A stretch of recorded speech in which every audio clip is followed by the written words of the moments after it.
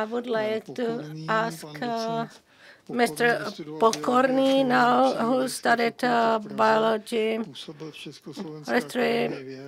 He worked in the Czech Academy of Sciences. He is the director of ENKI o.p.s, public service company, and he is actively involved in protection of plants and distribution of water and creation of climates. And he's highlighting the fact that forest managers must be recognized in the shaping of climates and water supply. And he's giving lectures in many universities, and he is in charge of many projects. Good afternoon. Can you hear me, please?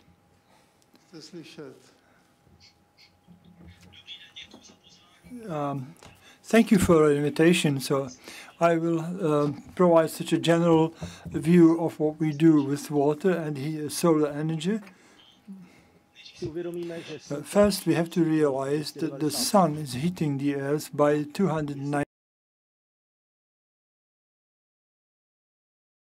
degrees Celsius. And we understand what we do actually with the solar energy on large areas. I follow up to a lecture that I had a year ago. This picture shows the circulation of water and the runoff water at various stages of the European countryside as created by Scandinavians in cooperation with Professor Lippel. As you see, it's some 25, 30 years ago. So the ice time has abandoned us, then forests came, and then man came colonizing the landscape, and then as the colonization grew, there was a human management of crops based mostly on steppe grasses, and we have to create proper conditions, and so we cultivate soils. And there was eutrophisation of soils that was, subject to solution at the time. And then people, one generation older than me, said you had a closed water circulation system, so water evaporated and there was a rainfall, like afternoon rainfall, and today we have so-called open water circulation, waiting for rainfall from the Atlantic Ocean, depending on where we are. So there is soil acidification and calcium, potassium, and magnesium depletion, and so we have problems of soil depletion because alkalic substances actually escape from soil. Sorry, I wish to interrupt you. Some technical break. We're asking Mr. Pokorný to show his presentation because we don't see his presentation on the screen.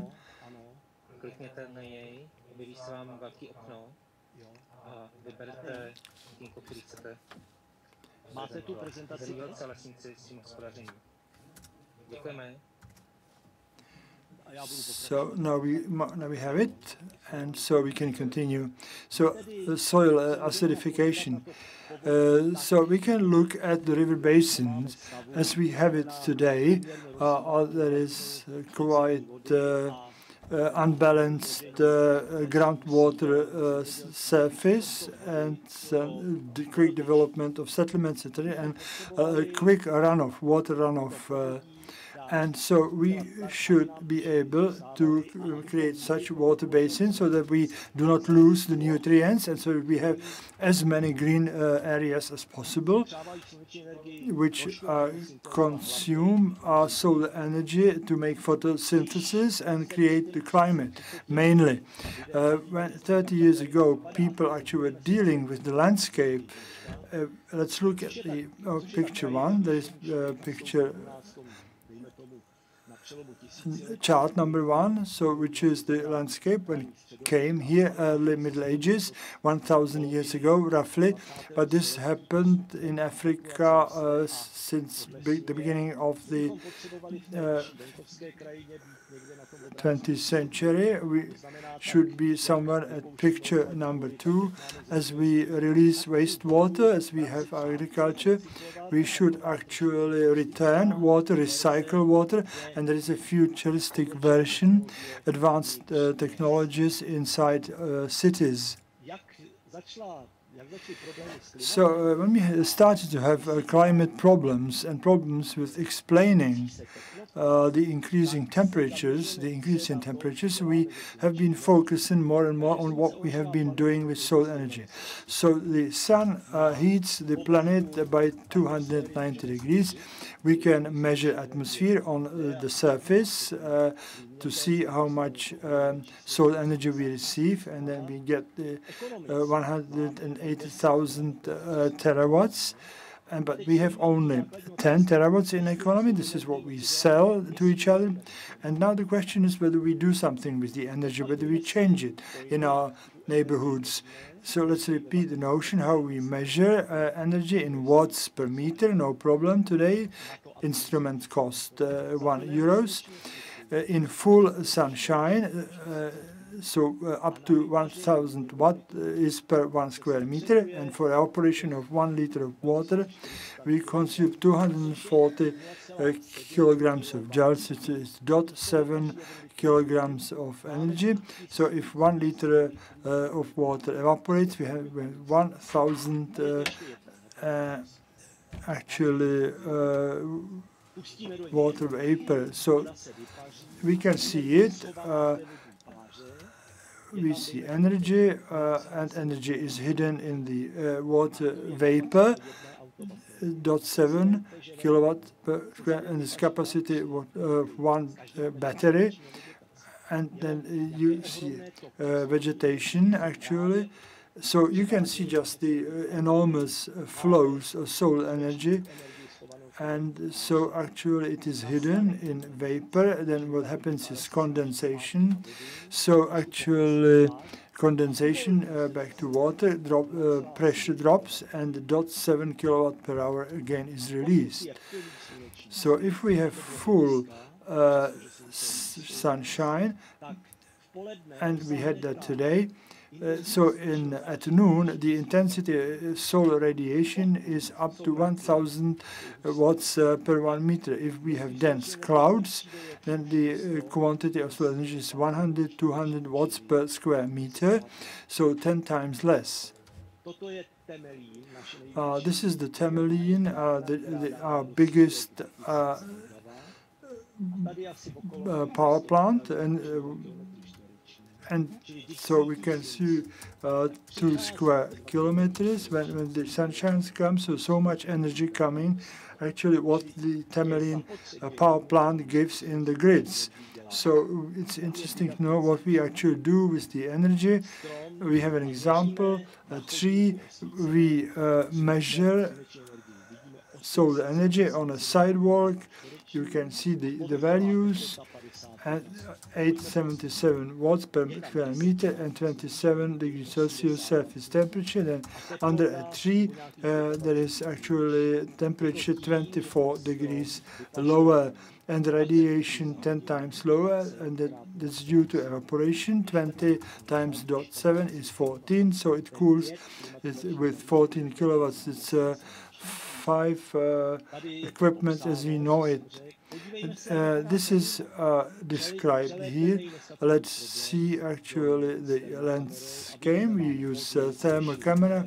We can see water, elder stands, and also water, and the dump sites, etc.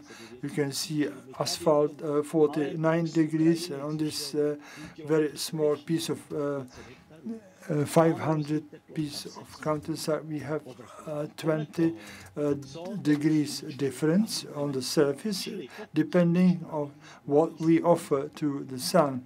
So if we offer a dry surface. Most of the solar energy of the 800-900 watts warms the surface, and actually warm air is getting up. If we have water, and as most of the energy, as we can see, is transformed, and then it's rain. We are getting situation 10, 11, 12 hectares of agricultural soil per hectare day is vanishing. Today in Czech Republic we have big dry surfaces, and people who fly in aircraft know that actually they get a rising thermical trend. There is rising air, and then if we can see this on this picture, and then actually we can see that in the upper atmosphere the cloud of warm air and also humidity high. So we see forest, and next to it is a dry surface. It can be parking lot or actually harvested the field with no clover or alfalfa because we don't need it. The dry surface looks innocently, but it warms the air.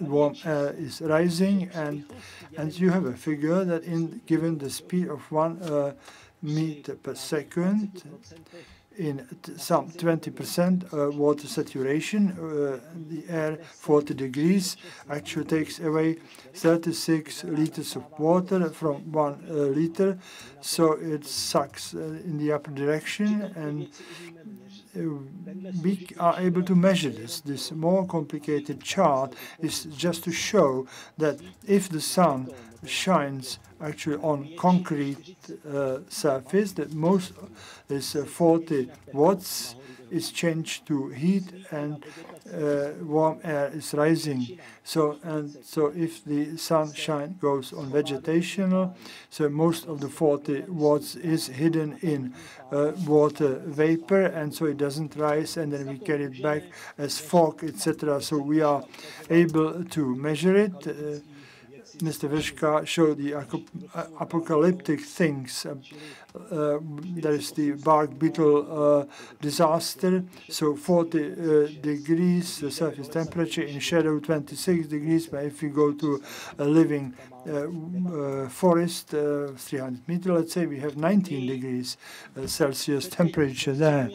We concentrate today on increased CO2 concentration, which increases the greenhouse gas effect, and try to sort out the problems by so-called sequestrating CO2 and trying to achieve a climate-neutral economy. Let's see. Here we see the sun, the Earth with its atmosphere, 1400 watts per meter comes, depending on a distance to sun, and the radiative forcing thanks to greenhouse gases that have risen since 1750 is 1 to 3 watts per square meter, and this is due to increased concentration of CO2, methane, etc.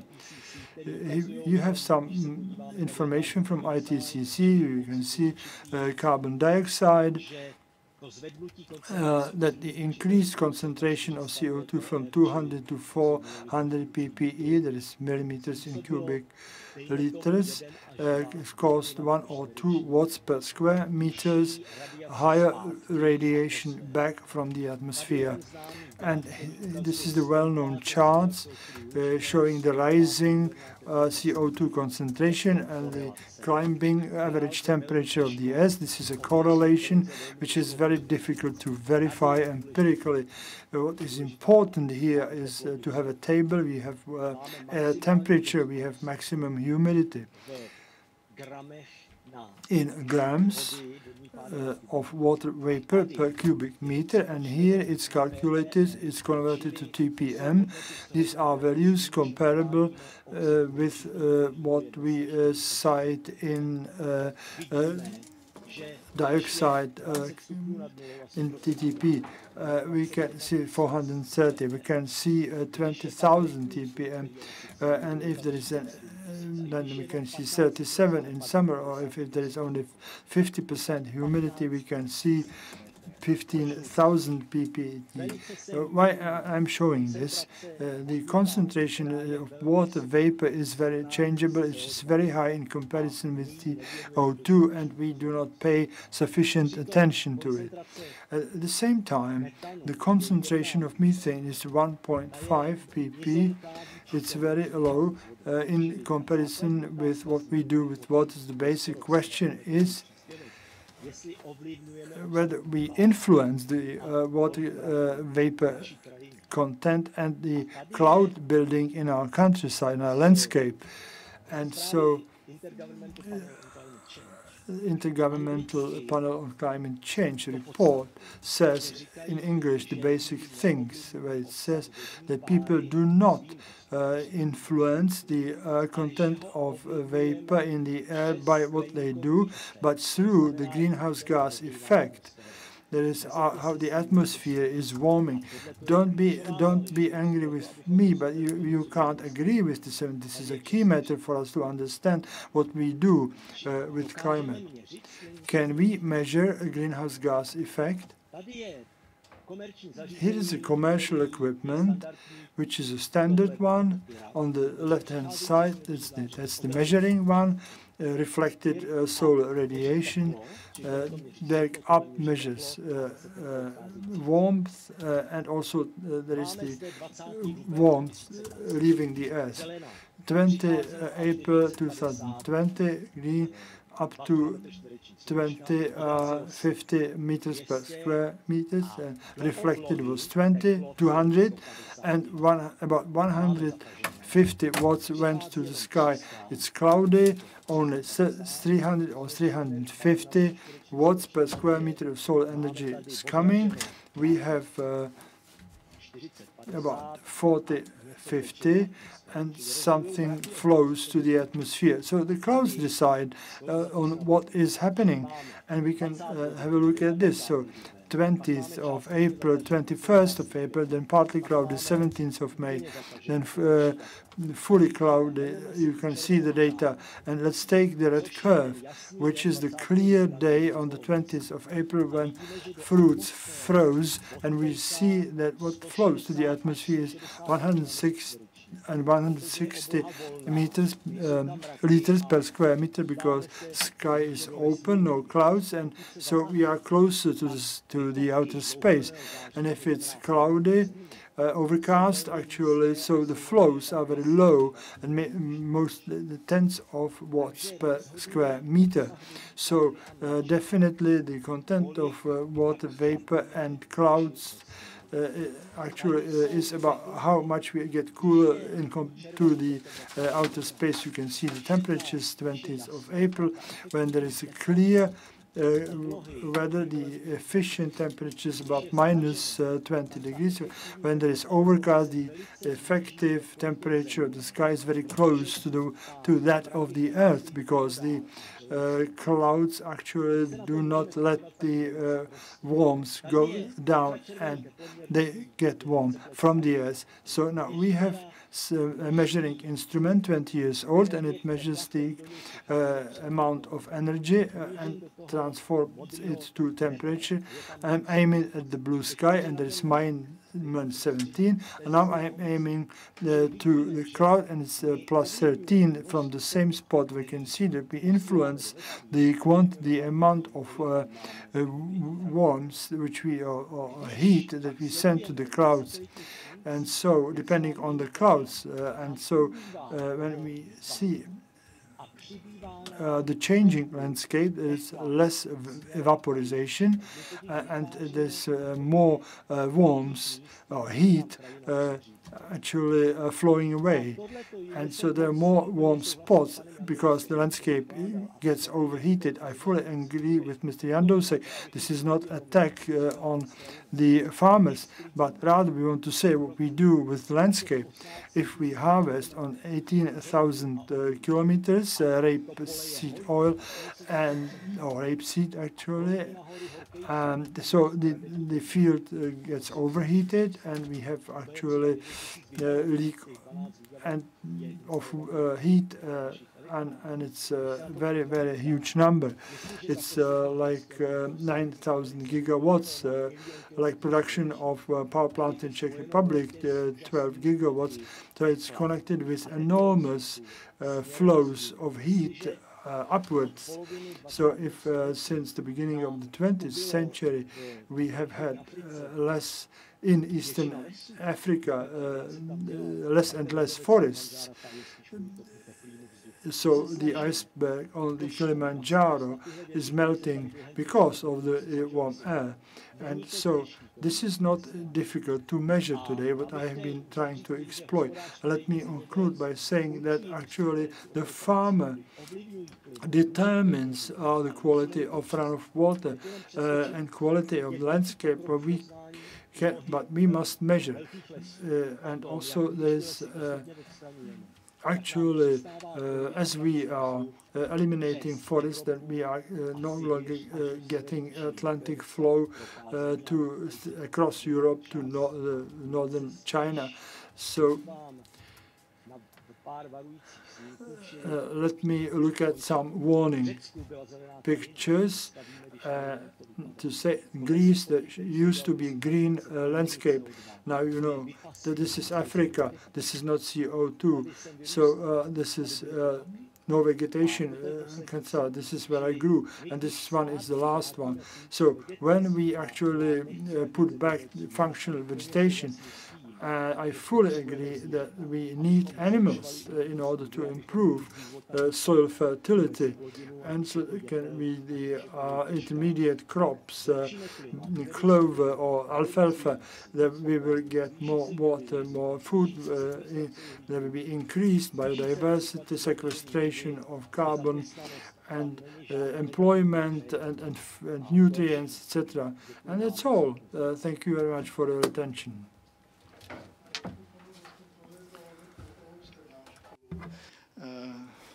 Je cestou k nápravě redukce orné půdy asi, pokud je nadprodukce a její zpětné zalesnění. Já myslím, že to je dobrá ukázka. Is the reforestation a good way how to improve the reduction of cultivatable land? Answer. I do not think it is the way. We have heard the paper of Mr. Picha. It is the way. In fact, we are losing the arable land, cultivatable land. We also should not transport daily used products over long distances. And it's not bad to slightly overproduce food.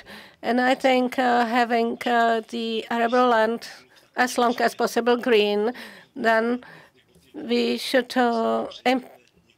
implement the organic matter to it. I remember time when I was a small boy, it was not possible to run over the field. Now it is possible, and you can even drive on it.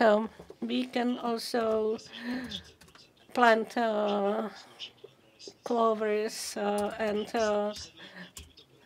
other commodities like alfalfa or lucerne. Looking to everything, I really would like to praise the different layers wood. Then you achieve the inversion temperature, lower temperature at the bottom. Then in the crown level, they communicate with the atmosphere, and we do not lose the humidity. We need to cover the landscape green.